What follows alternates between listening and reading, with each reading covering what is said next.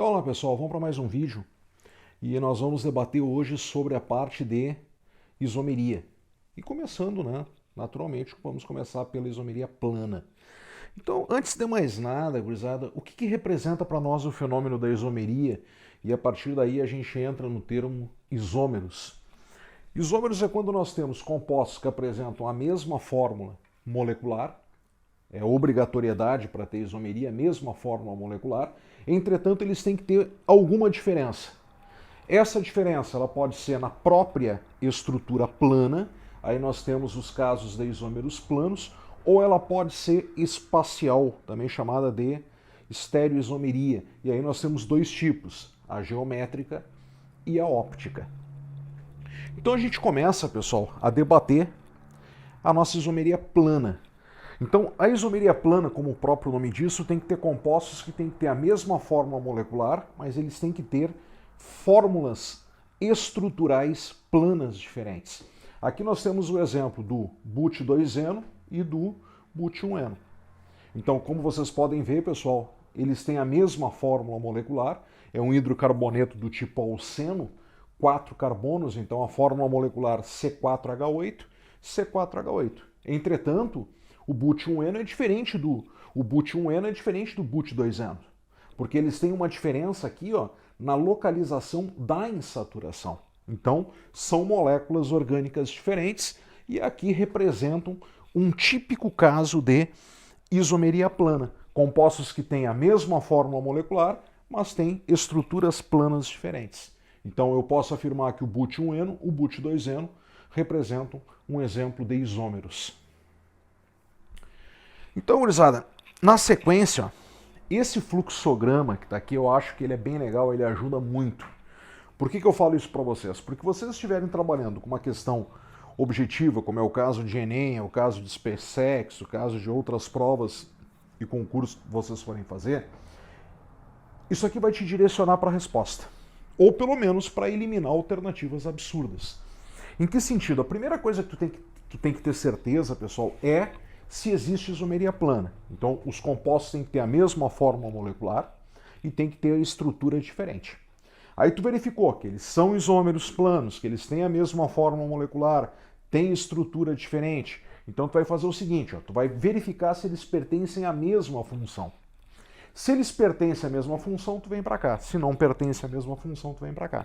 Por que eu falo que é interessante esse fluxograma e te ajuda a eliminar alternativas? Porque se eles pertencem à mesma função, o que já não pode ser? Isomeria de função, tautomeria. Agora, se eles não pertencem à mesma função, tu veio para cá, o que tu já pode eliminar? A metameria, cadeia e posição. Tá, gurizada? Então, se eles pertencem à mesma função, sim. Tem heteroátomo nos compostos? Se sim, metameria. Se não, cadeia ou posição. Se eles não pertencem à mesma função orgânica, ou tu tem um caso de isômeros funcionais ou um caso de tautômeros. E a gente vai ver agora, um por um. Mas esse fluxograma, gurizada, ele é extremamente interessante porque ele te ajuda a eliminar alternativas. Tá? Então lá. A isomeria de cadeia. Lembra que para ser isômeros tu tem que ter uma diferença. Tu tem que ter a mesma fórmula molecular, entretanto tem que ter uma diferença na estrutura. Então, isômeros de cadeia são aqueles compostos que apresentam a mesma fórmula molecular, entretanto, tem diferença na cadeia. Como vocês podem ver aqui, C3H6, tanto o ciclo propano quanto o propeno, eles têm a mesma fórmula molecular.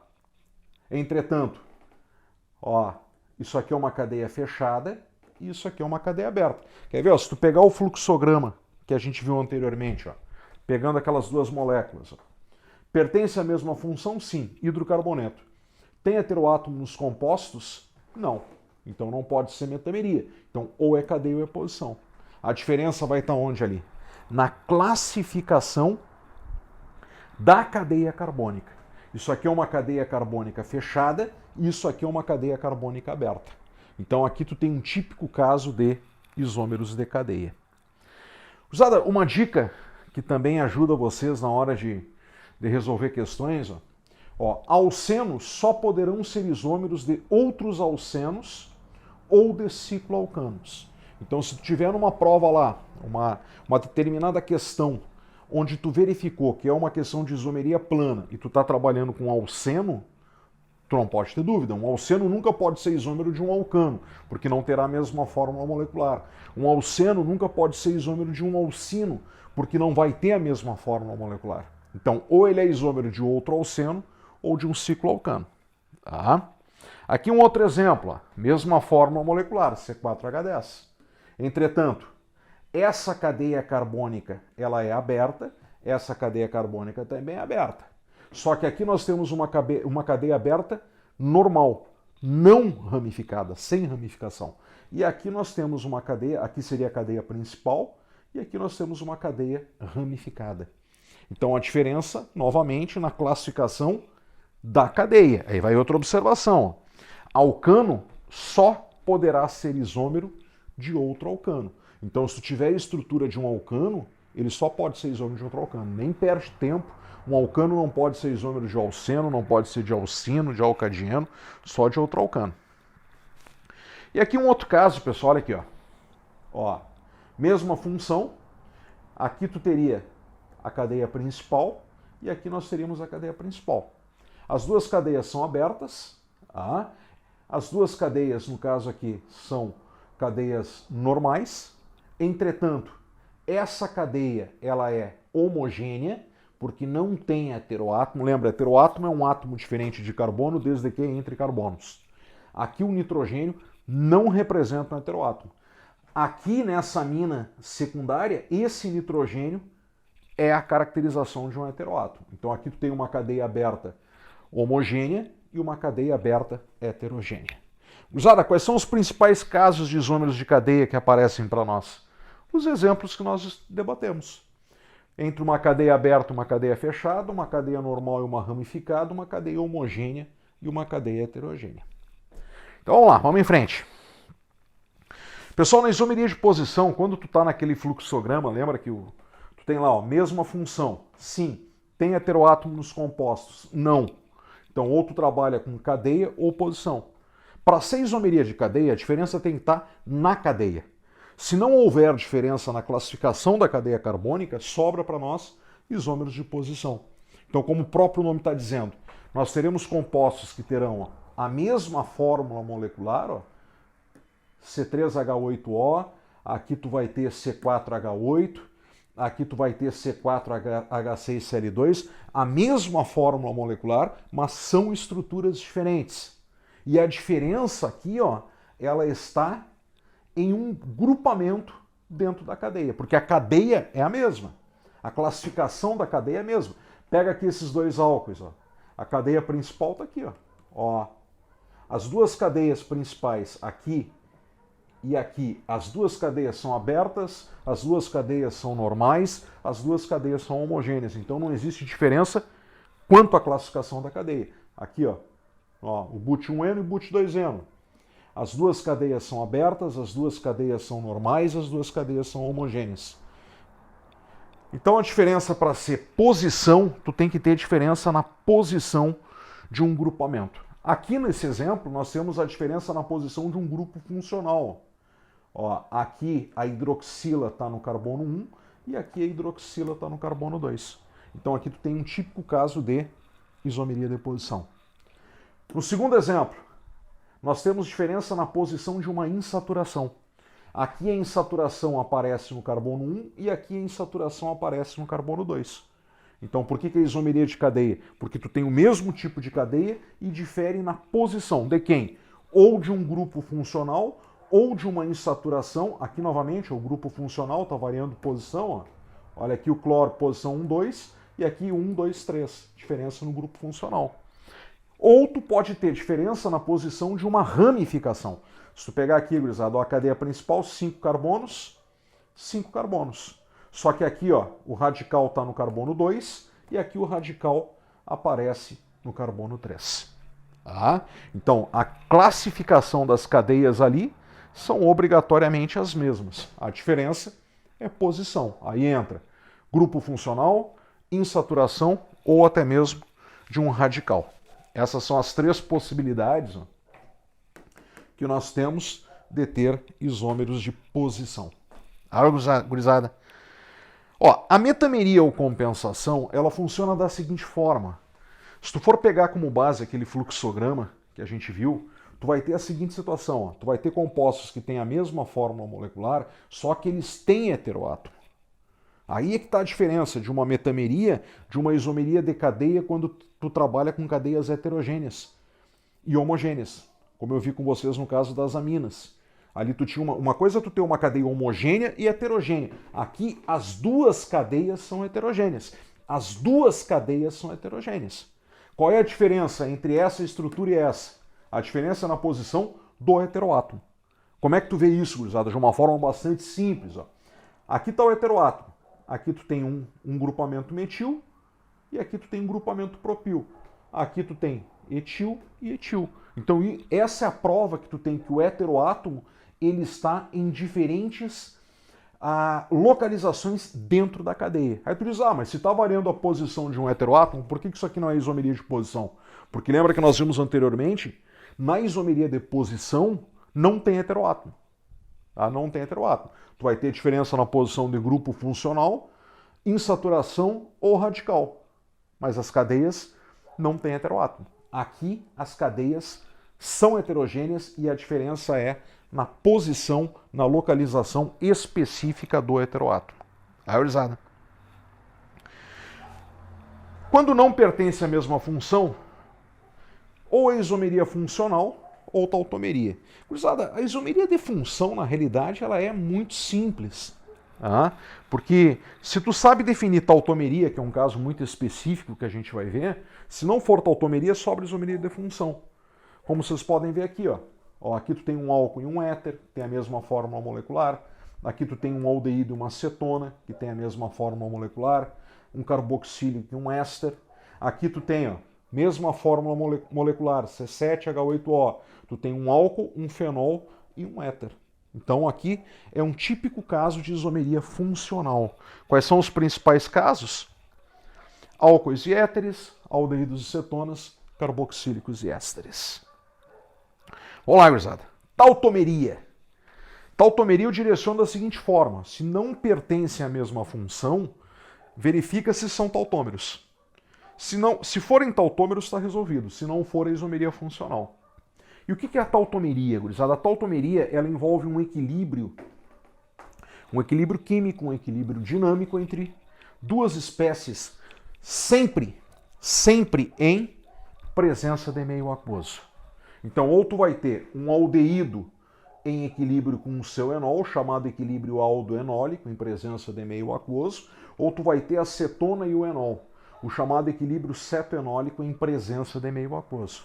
Então, gurizada, para ter tautomeria, não adianta só tu ter o aldeído, tu tem que ter o aldeído em presença de água para que se estabeleça o equilíbrio com o respectivo enol.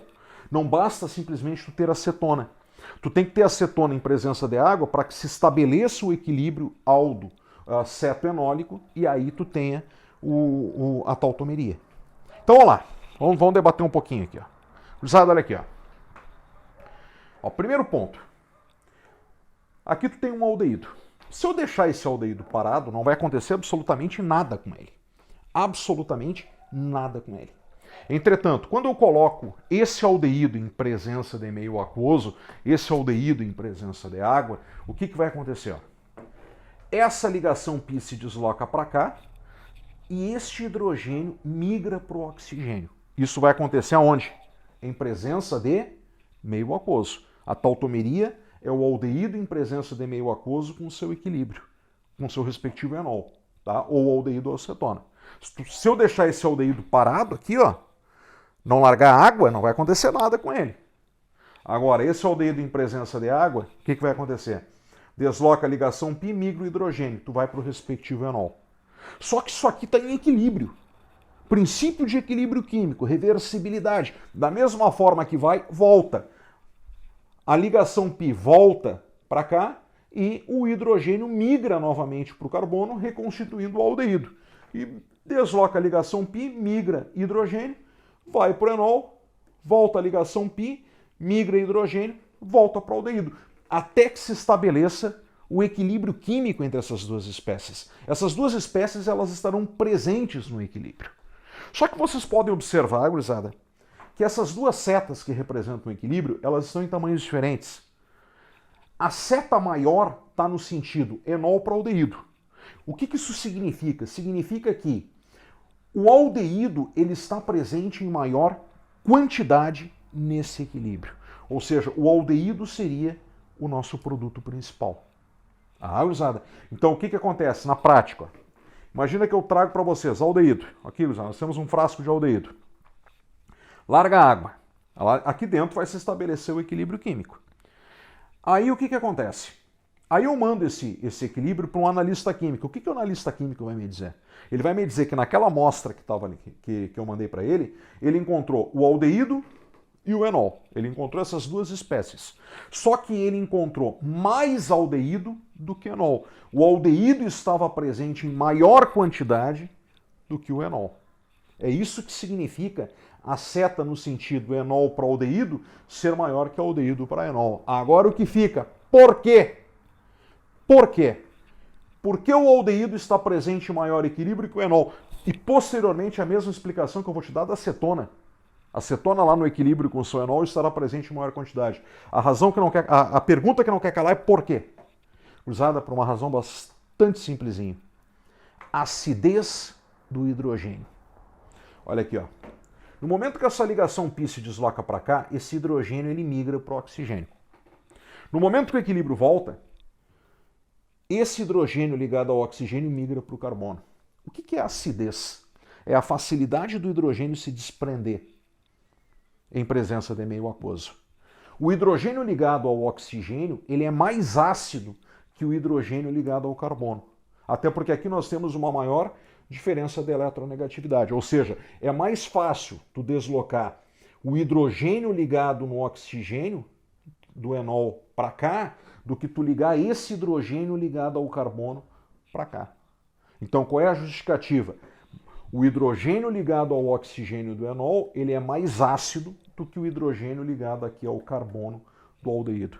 Por essa razão, é mais fácil tu converter enol em aldeído do que aldeído em enol, porque é mais fácil tu deslocar este hidrogênio do que tu deslocar este hidrogênio.